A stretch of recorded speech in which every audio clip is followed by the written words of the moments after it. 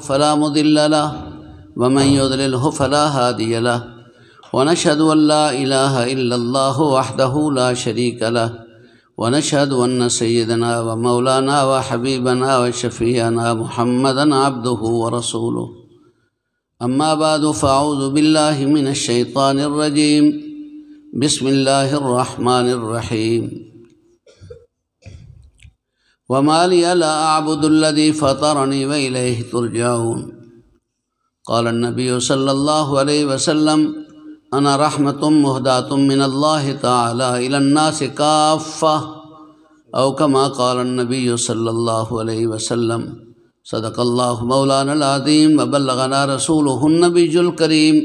ونحن على ذلك لمن الشاهدين والشاكرين والحمد لله رب العالمين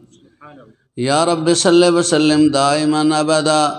على حبیبک خیر الخلق كلهم هو الحبیب الذي ترجى شفاعته بكل هول من الاهوال مقتحم اللهم صل وسلم وبارك على سيدنا ومولانا محمد وعلى آله وصحبه كما تحبه وترضاه وعدد ما تحبه وترضاه كما صليت على إبراهيم وعلى آل إبراهيم وعلى جميع الأنبياء والمرسلين صلاة تنجينا بها من جميع الأهوال والآفات وتقضي لنا بها جميع الحاجات وتطهرنا بها من جميع السيئات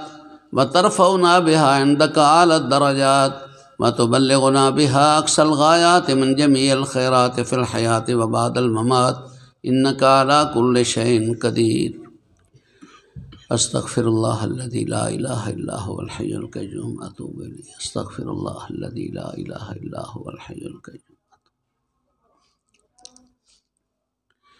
میرے بھائیو، یہ سارا کارخانہ عالم جو نظر آ رہا ہے ہماری آنکھوں کے سامنے، یہ سارا کا سارا انسان کے جسم کی حفاظت کے لیے بنا ہے. درخت ہیں، پھل ہیں، فروٹ ہیں، زمین ہے، سارا کچھ